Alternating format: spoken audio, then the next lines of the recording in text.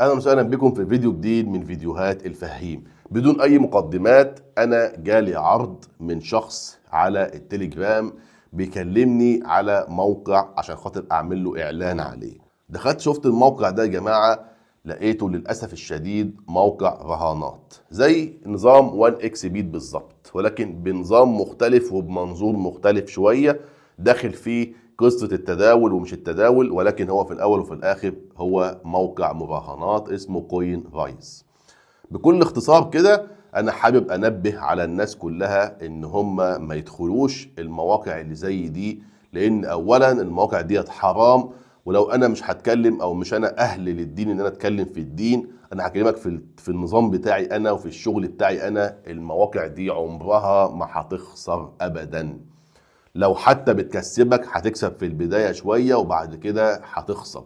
هوريكم دلوقتي الشات اللي حصل بيني وبين الناس دي، وللأسف الشديد بعتولي كمان قناة كبيرة جدا على اليوتيوب تتخطى ال 500 ألف مشترك، وعامل له دعاية وعامل له الفيديو، والفيديو محقق مشاهدات بالآلاف وتعليقات كتير جدا. رغم ان التعليقات لما دخلت عليها لقيتها في تعليقات سلبية كتيرة، وفي ناس بتقول لك احنا حولنا فلوس وما استلمناش حاجة على المحفظة بتاعتنا و الى اخره. ولكن انا حابب ان انا اقول لك التجربة الكاملة في الفيديو ده، عشان تعرف النوع ده من الفيديوهات لما تشوفه على اليوتيوب من احد الاشخاص على اليوتيوب بدون ذكر اسماء ولا بدون ذكر القنوات، لما تشوف انت بنفسك الفيديوهات الناس بتروج لها بالمنظر ده، تعرف ان هم بياخدوا منك فلوس وبيستفادوا منك، مش خسرانين حاجة حتى لو خسروا قدام منك في الفيديو.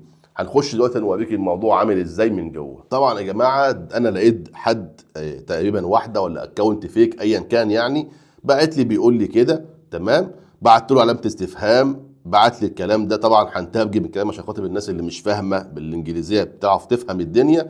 مساء الخير، انا وكيل اعمال اقوم بتطبيق منصه مش عارف ايه استثمارات مش عارف ايه، وشافنا الفيديو بتاعكم الكلام اللي هو المدح في الاول ده، وانا وكيل العديد من المشاريع. طبعا انا في البدايه قلت له انا مهتم طبعا بالتعاون معاك، فكرت الموضوع كويس او عادي مش موضوع تاني. هنشوف دلوقتي اللي حصل ايه. قال لك نحن عباره عن منصه استثمار للتداول اليومي، او بالاحرى منصه لكسب المال عبر الانترنت. تمام. دخلت بقى انا شفت بقى الرساله اللي مبعتوها لي ديت، زي ما انتم شايفين كده ده المكسب اللي انا هكسبه، غير ان هم هيبعتوا لي كمان فلوس ان انا عشان خاطر اسجل الاعلان او اعمل لهم الاعلان ده. طبعا الموقع ده معروف ولقيته كتير جدا للاسف الشديد على اليوتيوب، ناس كتير متكلمه فيه، عرب ومصريين وخليجيين وكل حاجه، ولا هممهم اي حاجه خالص، ولا حتى هممهم الحرام من الحلال. المهم، لو احنا ترجمنا وشفنا النظام بيقول ايه، الترجمه اهي. قال لك يا سيدي ان ده انت وده المستويات اللي انت هتكون تحت منها لما انا حاسب لك رابط اللينك، يعني بمعنى صح، وتدخل بقى انت تشترك تدفع فلوس، انا يجي لي فلوس اهو زي ما انتم شايفين. مبلغ الرهان زي ما انتم شايفين بالعلني اهوت اهو، وصل مبلغ الرهان على الفريق الى 1000. لو وصل 1000 دولار هتاخد عليه جوائز وفلوس. وزي ما انتم شايفين هنا كاتب لك كلمتين بقى مهمين جدا بقى للناس اللي هم ما عندهمش ضمير، اللي بيعملوا وبيروجوا للمواقع اللي زي دي. كاتب لك هنا سواء فاز اعضاء فريقك او خسروا، طالما انهم يراهنون. شوف الكلمه يراهنون مش يتداولون. تمام، او معروف ان هو رهان. يراهنون سيضيف النظام تلقائيا عمولات الى حسابك في الوقت الفعلي، يمكنك المطالبه بمكافآت العمولات هذه في قسم ارباح الفريق. تمام.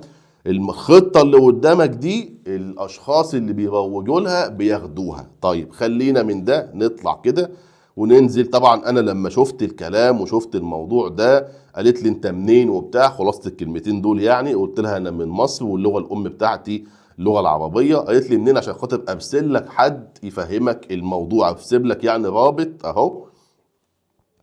من فضلك أخبرني من أين أنت وما هي اللغة التي تتحدث بها، سوف أرسل لك فيديو توضيحي بنفس اللغة حتى تتمكن من معرفة المزيد عن المشروع. تمام. قلت لهم طيب أنا من حتة فلانية. للأسف بعتوا لي فيديو لأحد الأشخاص، للأسف الشديد قناة كبيرة، وأنا مش طالعة هاجم يا جماعة في الشخص ده نهائيا. له ما له وعليه ما عليه، يعمل اللي هو عاوزه، ما طالما ما جاش ناحيتي وما ضرنيش خلاص. ولكن أنا بس حبيت أوضح لك الفكرة كمشاهد. طيب انا طبعا لما شفت الكلام ده طبعا هنا قالوا لي يمكنك الرجوع الى الفيديو الذي صنعه هذا المدون لي ثم اخبرني بسعرك، اذا كان السعر مناسبا فيمكننا التعاون لفترة طويلة. يعني لو اديني السعر بتاعك على الفيديو عشان خاطر تعمل لنا فيديو انت كمان نفس الشخص ده عمله، وتتكلم عن المنصة وتتكلم عن الشرح والكلام ده كله. تمام. قلت لهم طبعا في الاخر للاسف اهو، انا بعت لهم الرسالة دي في الاخر اهي، قلت لهم للأسف لا أقوم بالترويج لمثل هذه المواقع إطلاقا مهما كان الثمن، شكرا لكم. تمام. ولغيت معاهم الموضوع وقفلت معاهم الموضوع على كده. من غير ما أطول عليكم أكتر من كده، الموقع ده بتخش عن طريق اللينك. طبعا لما تخش تسجل فيه بيطلب منك تحول فلوس، بيستلم فودافون كاش، بيستلم دولار USDT، دولار عملات رقميه، مفيش اي مشاكل. بعد كده يا باشا بتحولك او انا بسيب لك كمان رابط تليجرام لجروب معين كده هم عاملينه، بتخش على الجروب ده تاخد الايه التوصيه، خش حط رهان برقم كذا واختار كلمه كذا، وتخش انت تختار على المده 5 دقائق ورهان برقم كذا او بمبلغ كذا والرقم بتاعك كذا، وتستنى الرهان وتحط الفلوس. تمام. بعد كده كسبت بينزل لك ربح، ما كسبتش بيتخصم منك ربح. في الاول بيكسبوك شويه وبعد كده بيخسروك. انا بقى كمدون او كصانع محتوى بوري لك بقى الكلام ده كله على الموبايل ازاي ان هم بيبعتوا لي طبعا مبلغ مالي $100 $200 ايا كان الرقم اللي هم هيبعتوه عشان خاطر بعمل لهم الفيديو، وبيحطوا لي الفلوس ديت داخل ايه، داخل حسابي، لان انا بفتح حساب على الموقع. بعد كده بيطلب منك يقول لك ايه، يقول لك اشتغل شويه على الموقع وهات فلوس عشان خاطر تعمل سجل دفع للايه، للحساب بتاعك عشان توريه بعد كده للعملاء بتوعك وانت بتسجل الفيديو. ده رقم واحد.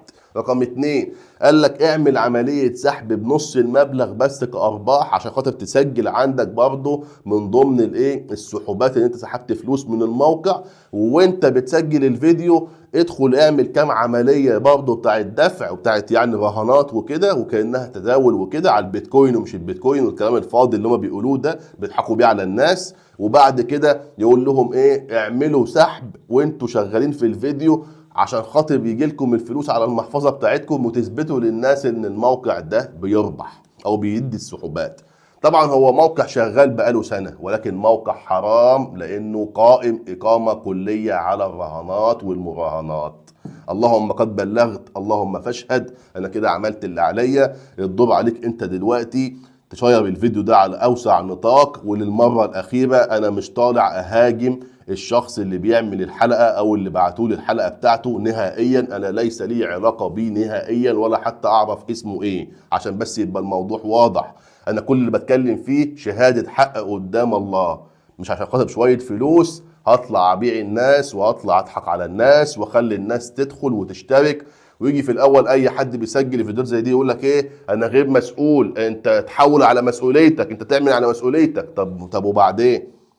الناس للأسف الشديد بتتساق ورا حاجات كتير من هذا النوع، وعاوزين يتغنوا عايزين يجيبوا فلوس كده من الهوا وخلاص. يا جماعة الفلوس ما بتجيش غير بالشقة وبالتعب. النت فيه مجال وانك انت تربح منه ربح حلال، موجود، ولكن هتتعب، هتشقى، هتقعد قدامه تسهر الليالي وتسهر وتقعد قدام الكمبيوتر وبتاع الكمبيوتر اهو. انا قاعد شغال اهو قدامكم بنزله وبشتغل. ليه؟ عشان تجيب فلوس بالحلال.